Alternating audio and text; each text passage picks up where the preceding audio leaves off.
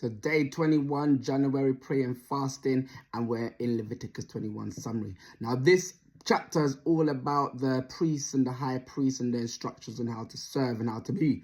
So first of all, it was interesting because there's technically levels of holiness. Israel's called to a level of holiness, but then priests were called to an extra level of holiness, and then high priests were called to even extra level of holiness. That's linked to how the tabernacle had 3 levels. It was like the outer court, then the holy place, at the inner court, then the most holy place. So also the priests had to live a certain type of holiness, so they had to be careful. They had to have only virgins, couldn't have a harlot for a wife. They couldn't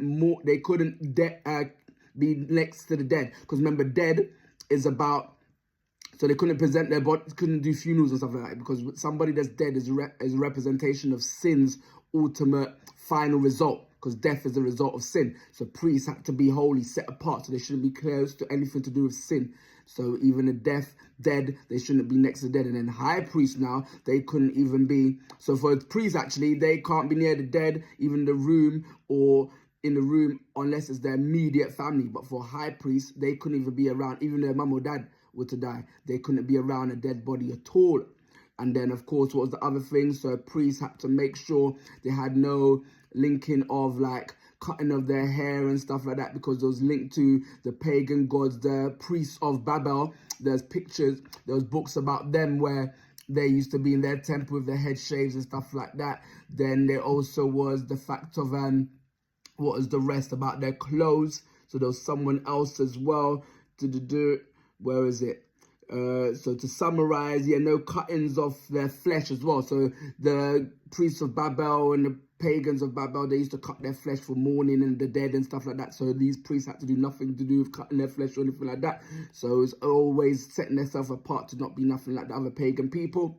But to summarize the chapter, so this is all about laws for the priests in general. And the priest came for, the priest came for particular, because it starts off with tell Aaron's sons, because the priest came from a particular lineage, came from Levi, and then even more from that, from Aaron's sons were the ones to be priests. Then we talked about what the dead body represents, the sin of the nation, or the final result of sin. What else did we talk about? We talked about not making cuttings on the flesh. We talked about they shall not make a bald place on their heads. So in the book of Baruch, chapter 60, so these type of priests in Baruch, they had their clothes were rent and their beards were shaven. So it says, be holy, not to profane the name of the God, because to profane is the opposite of being holy. Profane, one may also say, is that to dishonor, is to bring disgrace, bring shame.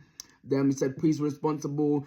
So the priests had a special responsibility. They're responsible for the sacrifices, responsible for the bread. So they had to have, it also said there couldn't be no, like, anyone with any blemish, no dwarves or any, and any type of, any defect. So it was a picture of that. Even the animals, remember, the animals that were to be sacrificed meant to have no defects. So even a priest meant to have no defects. So it's a picture of trying to bring a perfect offerer and a perfect offering, which is a picture of Jesus that will come, which will be the only perfect offering and the perfect offerer. So it's a picture that even these priests, they had to have no defects. What else? We talked about priest responsibility. So the bread of their God, each day they had to have the bread and stuff, and it was a picture of having fellowship with God, because it was meant to be a picture of fellowship as God, as if God and his people shared bread together.